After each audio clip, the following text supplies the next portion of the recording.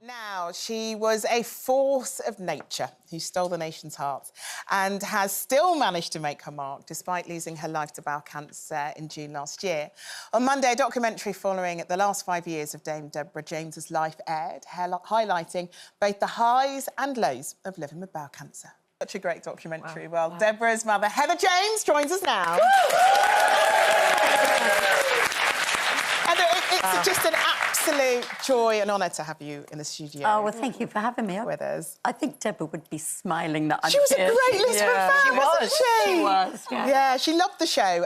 Do you know, I watched a documentary with you guys. Yeah. Because you had a special family and friends screening before it aired on Monday, and it was lovely to see you all and to watch it. It was important for her to have the final word, wasn't it, in her own words? Which I didn't know anything about until I saw the show just previous to that, obviously. Really? I didn't know she recorded it. The strength to do that. You didn't know, Heather? I didn't know she recorded it. What's that like? Did that?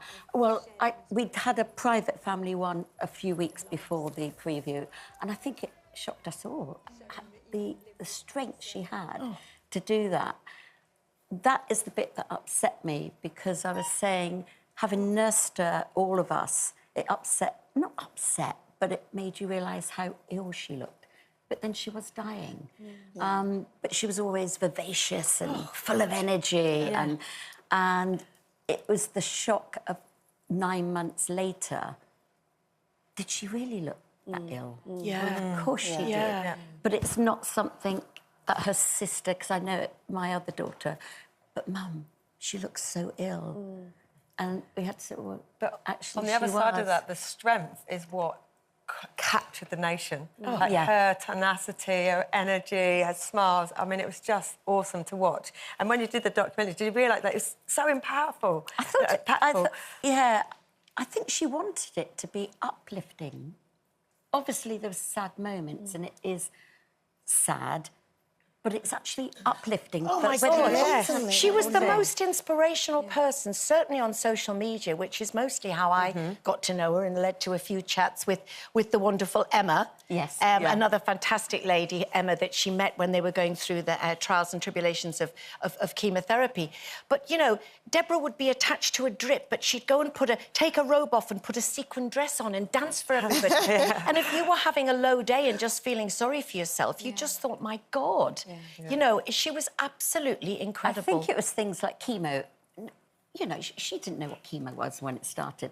And then it's the code cap, it's painful, you know, I'm going to juggle.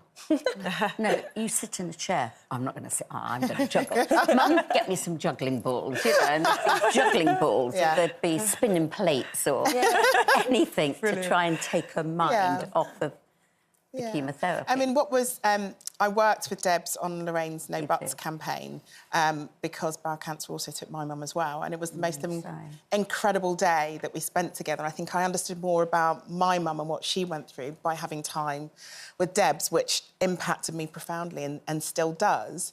And the campaign is still going. It is, and it's amazing. The awareness, I think Deborah was an educator, and she, you know, she wanted to get the word out there. If you're aware and it's caught early, it is more treatable, it's a better outcome. Well, I think there's something like, and again, something like 150,000 more referrals last year because of your campaign and Deborah's campaign. And that will help save lives and the campaign. Which is why you relaunched it this week, haven't you? To keep the No Buts campaign going. She worked so hard, let's not let that die as well. Exactly, and the wonderful, and Prince William actually sent a video in support of it, didn't he? I saw that this morning.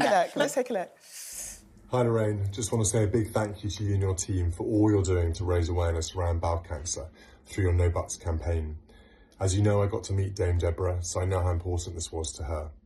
46,000 people in the UK get diagnosed each year with bowel cancer, and yet many of us don't know the signs and symptoms of bowel cancer, particularly in us men.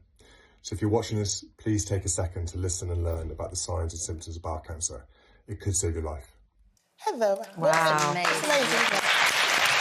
What does it mean to you for him to send something like that? And what did it mean to you to have him turn up in your garden to meet you guys? He's such a genuinely nice person that Deborah would go, wow, how amazing, but that is what he's like.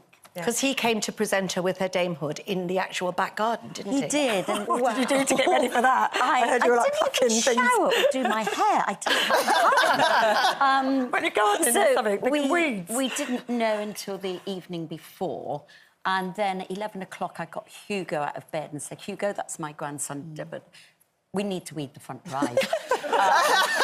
And he went, Grandma, I'm tired. And Hugo. And my husband was out there, Seb was out there, and then we thought, this is ridiculous. Yeah. And I went, Alistair, we've got to paint the lounge. That's not going to happen. No. So I said, we're taking round the back way, and then Deborah went, that's rude to take somebody round. So we thought, what will be, will be. We threw blankets over the tired sofas, and he walked in, and I thought, Deborah, how do you dress? You know, how do you dress? And that was taken away from us because it's, hello, I'm William. Oh, lovely. How lovely. Yeah, lovely. It was just like having another son-in-law with us. Oh, just really back to the campaigning, there are some really special things. I mean, I think this is, like, such a legacy. But there's one about the supermarkets and the toilet rolls. What's that little story about? She was adamant that she wanted the bowel cancer, the symptoms printed on wrappers because everybody buys toilet rolls. Yes. And it was a campaign close to her heart that she wanted to see before she died.